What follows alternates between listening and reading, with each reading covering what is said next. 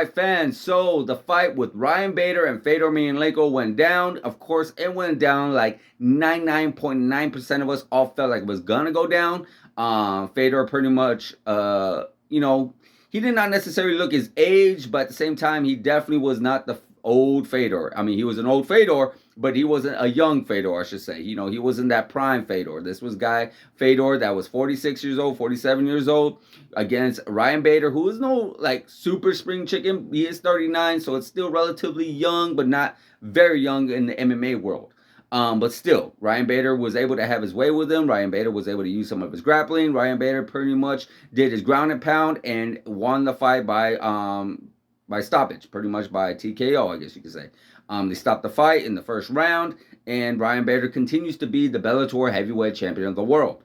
I didn't see this was going to be like a super great fight. They had a fight back in I want to say 2019, where Ryan Bader was pretty much able to knock him out within the first round. I think it was even in the first minute. Was able to catch him with like some kind of hook, almost like a straight up power hook, something like that. Like pretty much extended his arm, almost looked like he was gonna about to break his wrist if he would have hit him at a certain angle.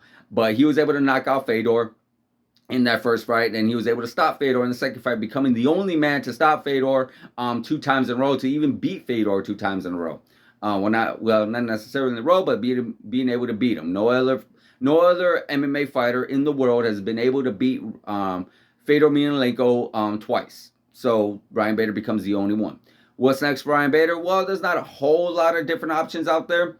I remember talking about Francis Ngannou in talks with Scott Coker. That could be interesting. You got Francis Ngannou going against Ryan Bader. I'm sure Ryan Bader, if he hears that news, one, he'd be pretty happy because that is a very, very high caliber opponent, and that is a very, very could be a very high publicized fight.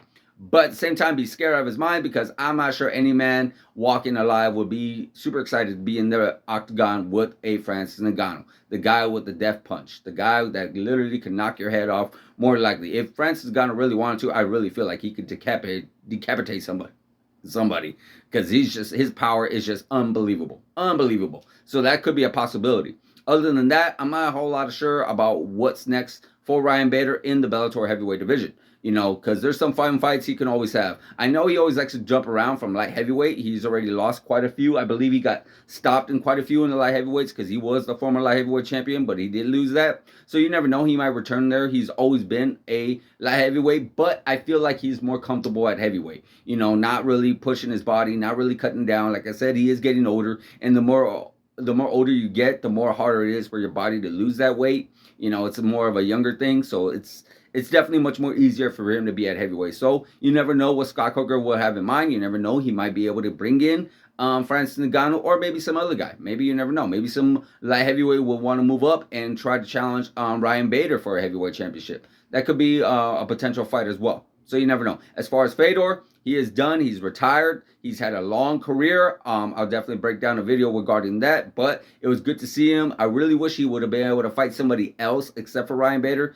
I was hoping to see him go against possibly maybe an Anderson Silva, or somewhere in another legend, another legend versus legend. I didn't want to see Ryan Bader go against some young up-and-comer guy. It is a good way to bring up that guy's name. It's a good way to get him in the spotlight, sure. But at the end of the day, I'd rather see a legend versus a legend. We've seen what happened with Shogun. We've seen what happened with Frankie Yeager. We've seen with all these other legends going against all these other young prime fighters. And, it's very unfortunate. Even Glover Teixeira, I would rather have these older heads, these old legends of the game, go against another older legend to end their career. That's just something I personally would love to have seen. But it is what it is. Let me know what you guys think is going to be next for Ryan Bader in the comments. Let me know who you think he should be fighting next. Let me know if you think it's even possible that Ryan Bader could be fighting Francis Ngannou. And let me know what you think would happen in that fight. Good Lord.